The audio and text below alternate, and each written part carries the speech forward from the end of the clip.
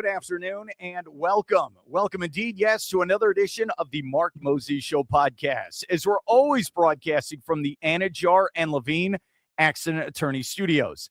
Take back control of your life. Call them today. This is key. 1-800-747-FREE. That's 1-800-747-3733. It's Anidjar and Levine Accident Attorneys. And to kick off the week, I got two fine gentlemen, a father-son combo who are very excited about the idea of bringing professional soccer here to the Space Coast. These guys are great. I know they probably didn't sleep last night with Team England winning there in Mexico. He is Tom and John Bonnor. Guys, how you doing today? Oh, mate, thank you so much for having us on, first and foremost. Appreciate it. Yeah, a little jaded after last night. It was... It was pretty intense. I mean, one of the best soccer games I've ever seen, let alone had the joy of watching with my own team in it, you know. So it was intense. It was hard to watch at times, but they got it done. All right. Your dad's sitting right there. He's been on this planet longer than you. We will ask him. Was that one of the biggest wins ever in the history of Team England soccer? Yeah, biggest win since 1966, in my opinion. 66, we won the thing, so that was bigger. I was 11 years old then, so yeah. No, come on. All right, then we'll ask your son. Was that one of the biggest wins in your lifetime? Yes. I mean, in short, it absolutely was one of the biggest. I mean, a couple of games stick out. Holland in Euro 96, where we beat them 4-1. But in terms of what we came up against last night in the Azteca, the 80-odd thousand fans, I mean, we were so outnumbered. A lot has been spoken about the altitude, and I think there were lots of things to overcome last night. And I think they did it amazingly well. We went down to 10 men and literally had to sit and wave after wave of Mexican attacks. But if you actually sit down and look at it, and I rewatched it this morning, they didn't get that much done against us in terms of when they had 40-odd minutes of an extra man. There was no real, hearts in mouths moments, lots of pressure, but there were no sort of massive chances for them, which I think is testament to what we can do as a team. What time did you two gentlemen go to sleep last night? Or did we? Or have we been partying? As you can see by my tired eyes, I was around 1:30 last night, and then up this morning. Yeah. I've got three little boys. I've got a 9, a 5, and a 3-year-old, so they keep me busy as well. So they were up and at 'em this morning and ready to go again. Okay, that is awesome. Good luck against Norway. They're in Miami. I know for all the fans watching this, you probably have to sell your firstborn to go to the match. It is going to be super expensive, but that is going to be fun. Okay, let's get to this for all of our Space Coast fans who are watching and listening to this right now. Let's start with the obvious. We have this news. It's been thrown out there. There's a proposed soccer stadium maybe being built by 2028 here in Melbourne. 8,000 seats or more. Maybe a team, all that stuff. I am going here to the source. Guys, take it over. What is going on exactly? I want to get it from you. Well, I mean, I guess I can introduce how we got here. JB, very proud of my dad and what they achieved in Orlando back in 2010, bringing professional soccer to Orlando in the USL, exactly what we're doing now. We had the opportunity after the sale of Orlando City to be able to enter back into the market after non-competes and all that went away. And we were looking for an area that we thought warranted a new soccer franchise, and it was kind of a no-brainer once we started talking to the key stakeholders within Brevard.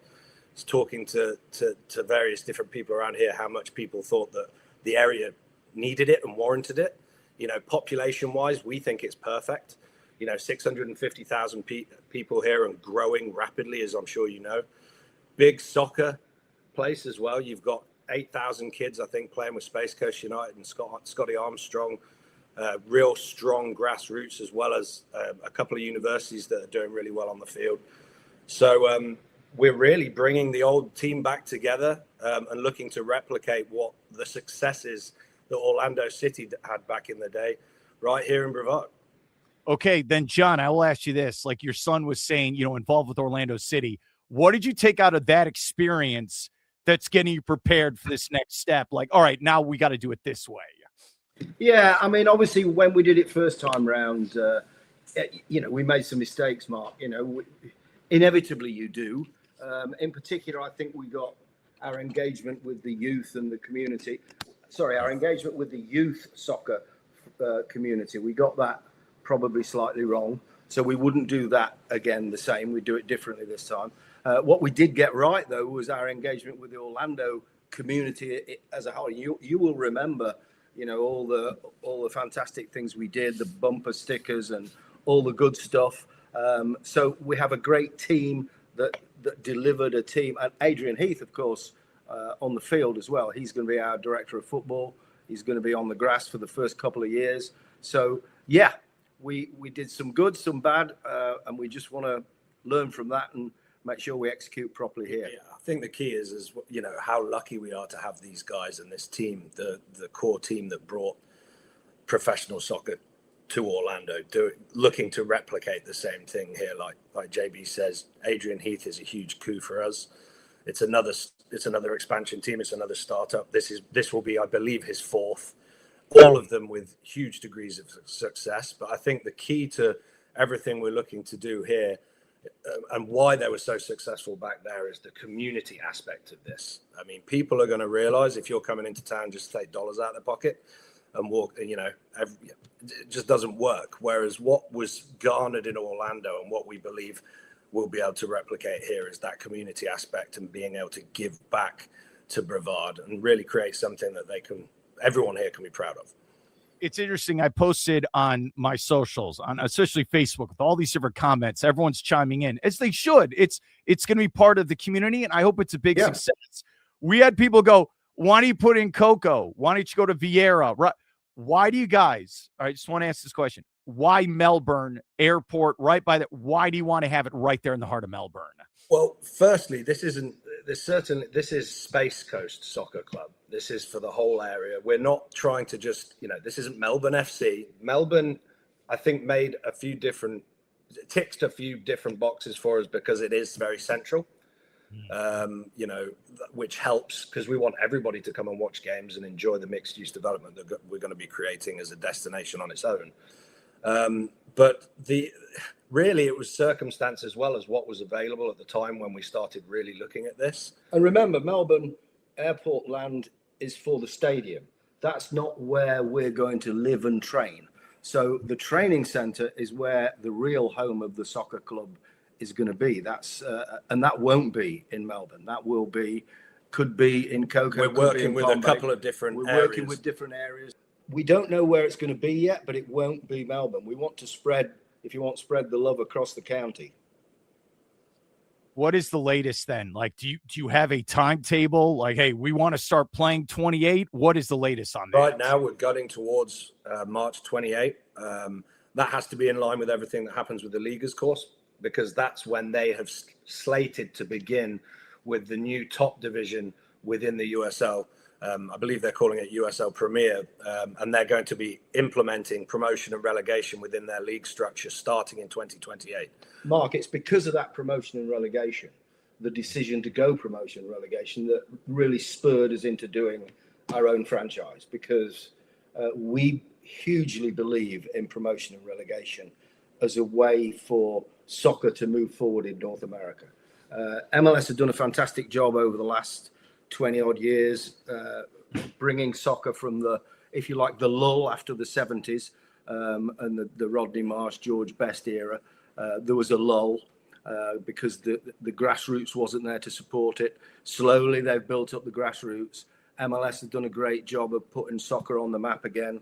We've got some good games, but we believe the future of soccer in North America will be the same as it is in every other developed everywhere else in the world, soccer nation. So it will be with promotion and relegation, with a Premier League, a second and a third and a fourth tier, with promotion relegation between the two.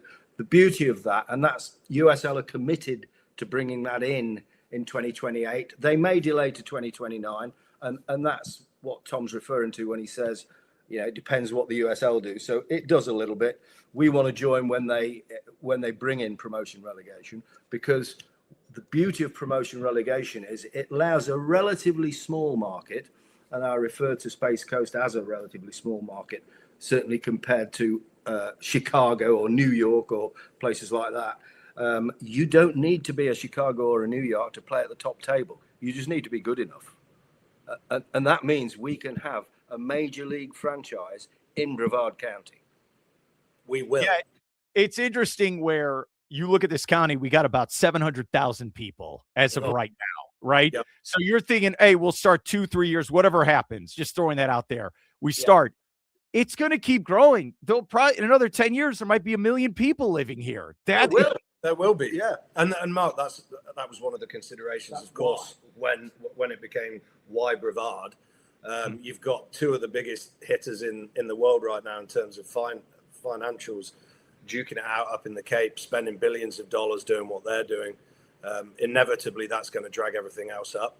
I mean, also, Brevard as itself as a place right now is a fantastic destination with everything that it offers. So we also have a family tie-in that we've been coming to Brevard since I'm 42 years old. And since I was fishing and cast net in the Banana River when I was from the age of 7 years old. JB had bought a vacation home here in 1990 in Cocoa Beach on Bahama Boulevard. Shout out those guys. But yeah, so for us, it's been in our family since I was 7. So it's comfortable, and we've watched. We haven't had a spot here since 2006, I believe. 2006. It's like coming home. Yeah, but I've watched with fondness and come back to have dinner with friends, and so it's fantastic to be doing something that we think is going to be, we know is going to be huge, and we just are excited to make it a success. Football clubs, Mark. I mean, if you look at the English game, the history of it, those clubs were formed back in the 1860s, 1870s. They're now 150 years old plus, and they're still there. Football clubs are always there. They keep going. So we think we're founding something that could be here in 300, 400, 500 years time. All we're doing is looking after it. We're the guardians of this franchise moving forward. It's going to be here a lot longer than us. Certainly me. And No, come on. What are you talking about? way to bring the mood down. Jeez. It's interesting. I had a discussion with my buddy Alan Slaughter-Zinski, who also covers sports in this area. And we got into this thing of, we've both been here a long time. We've seen things be successful. We've seen things fail. And not just sports, just business overall. I can tell in your voice, there is a passion like, hey, if we're going to do this, this isn't going to be a 1 or 2 year. No. Like you just said, we want this for the next 100 years or so. Is that a passion? Like this is important to make sure this is done right long term. You got it. You got it spot on. That's exactly what we're about. And that's why the success of soccer has been so strong across the rest of the world, is because I think that they started off purely as, like I keep banging on about, as that community center. And they grew with the community, and then soccer became something else, because we're talking 150, 60 years ago. And so I think it's too easy here to look at sports as this glitzy, these huge franchises in the NFL and the NBA. But we want this to do real good in real time for Brevard. And doing what we're doing and setting up in the way we're doing is going to enable us and the Soccer Foundation that we're obviously going to create as well, to do all sorts of good philanthropic and otherwise in the community. Okay, I know this is part of like the news I heard the last couple of days, but I want to hear it from you guys. All right, it's a football soccer stadium, but will it be open to concerts or festivals? Are you looking at those types of projects as well? Absolutely, 100%. Everything and anything that we think is going to be of interest to the people of Brevard. If it's concerts, whether it be events of all shapes and sizes, we as a soccer club, it's always a challenge on the P&L for any sports franchise. And from our point of view, to be able to help that P&L with different verticals for us to be able to go out and bring to the table is going to be big for us, because that, again, enables us to be able to use those proceeds to pump back into good causes for the community. So, yeah, we're going to be looking at everything and anything to be able to really utilize the stadium when it's We'll be finished to its designing it best so ability. that it's usable for concerts. 100%. Yeah. Concerts. Yeah, So that's a we're working no-brainer. that'll be a big one. The surrounding car park area for for tailgating and that sort of outdoor activity, absolutely. Yeah. So I mean, watching football, American football games on Sunday, right? You know, we're going to have a jumbotron, watch parties, everything and anything. And again, we'll take advice on that from the locals of what they want. And the key is the experience of game day, the restaurants, the entertainment around it. How important is that for you guys as well to make sure everything looks great when this thing opens? Well, that's a very good point, because you're only going to have probably, if you're lucky, sort of 20 odd games in a season. We want this to be a destination on non-game days as well. So everything that we're putting around it is to create that destination and a place that people are going to want to go for lunch, dinner, weekends, you know, food truck festivals, all those different things that we're going to put around it. It is going to mean that people are going to want to be on site on non-game days. But to your point, we're going to have 8,000 rabid fans in that stadium on game days. And I don't know whether you've had the pleasure of going to Orlando City Stadium. Different kettle of fish because of the size of it. But we're going to be designing it in the same sort of way in terms of creating that European atmosphere, close to the pitch, loud, so that we create that environment that people want to keep coming back for. Standing room only at one end. Yeah. Cost effective. I hesitate to use the word cheap, but No, cost-effective seats for those guys who want to stand and make a lot of noise. And then in the rest of the ground, perhaps more premium, where not only are those guys paying for that premium seat to look at the soccer, they're also paying for that so they can look at those guys making a noise in that end. Working with the city or the county, is this still, I know I'm talking to you guys. It's funny. I'm reading the headlines, but I'm talking to the source right now. So I'm trying to get everything right here. Okay. Is there still we're still working with everyone behind the scenes like this? Is it one of those things where, hey, we got things we still have to get accomplished? Oh no, right? we got lots to do. There's a lot to do. There's lots of hurdles that we're going to have to overcome. Some we know about, some we don't know about yet, because that's the nature of the beast. But certainly from our conversations and meetings with all the locals, invested groups involved, this is something that they all want to see happen, and so it's going to be hopefully collaborative rather than combative. Yeah, we've talked to, I think there's going to be some that we haven't yet, but most of the key players, and we've got the green light from most of the ones that we've talked to. So I think we wouldn't be sat here talking to you if that weren't the case. So that's been part of our due diligence to get to this point, if you like. And the reason I guess we've gone public is not because we're ready to go public, because we probably weren't, but the permit went in for the stadium, and obviously that opens it up. And at that point, we need to answer questions. Hence, we did the press release. Hence, we're talking to you guys. I appreciate you coming out with me. I really do. So, fun. Yeah. We're having a men's team. Women's team, is that on the table as well? Absolutely. Yeah. It's just a heavy enough lift to create one team. One at a time right now. So what the idea is to get stable first couple of years, and then absolutely the implementation of the women's team. We would love to have a ladies team in time for the Women's World Cup, which is in the USA in 2031. That would be our goal. If it's achievable, we'll do it. Everything as soon as possible. Our best. But we're going for 2028 at the moment. We'll do our best. It might slip, but you can rest assured we'll put everything into it, Mark. Okay. We were having a fun discussion. You don't have to answer this. Names. Okay. Name. What? Okay. So it's one of those things. You got to be cool. Inter Miami, Orlando Soccer Club, one of those things.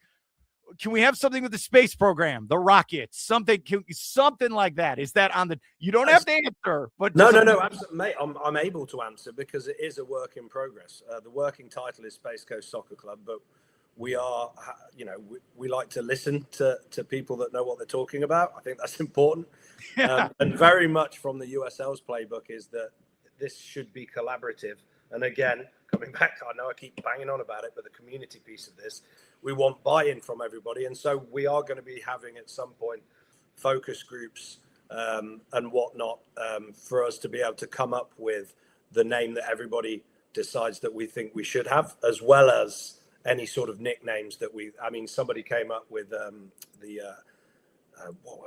Voyagers. The Voyagers. Yeah, there's been a few floating around, but when it's time, the Invaders, as in Space Invaders. There's lots of That's things kicking around, but yeah, it'll be collaborative and it'll go to a vote.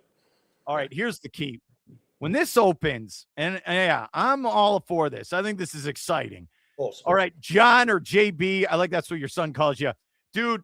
You can't be there. No. You can't be in some box or no. You got to be standing like at the wall, whatever we're gonna call it. I'm gonna be in the wall. We'll be in the wall. You got to be in the wall, and you got to be doing the chants, and we got to get you there, buddy. You got to be right there. I'll tell you what, Mark. On opening day, me and you will be in the wall, and we'll chug a beer. Yeah, I like this. I do. I do. All right. I would say, what's it called? Email these guys, but I know maybe that's not on the table right now. But is there a website or is social anything we can get more details or what's the latest? I just got to say that for everyone watching this. Yeah, at the moment we have spacecoastprosoccer.com, which is something hosted by the league. Okay. It's a bit bare and basic at the moment, but it will expand, and it will be the vehicle with which we impart all the information to the fans as we get it. I think we're also going to do a podcast. I mean, we need to perhaps talk to you about that, but we want to do something which is fairly regular where we can update everybody. I think the view is to be able to start something with Inchy, Adrian Heath, who's I don't know whether you've been able to speak to him and had the pleasure of hearing some of his stories, but he is a phenomenal talker. He does a lot of work on radio, and so I think from our point of view, it will be good fun, and it's also a way for us maybe to begin with monthly to be able to give updates on where we're at and what's been going on behind the scenes. Adrian's a great guy, and I'm happy you're working with him, and you guys are great as well. And I just want to thank, if he's watching, Jeff Carr, athletic director at Eastern Florida. Jeff's the man. And if you ever get a chance, make fun of his Maple Leafs. Okay, don't worry. No, he is one of the best in the business, and I always appreciate his help. Okay, Tom and John, thank you so much for coming on with the update.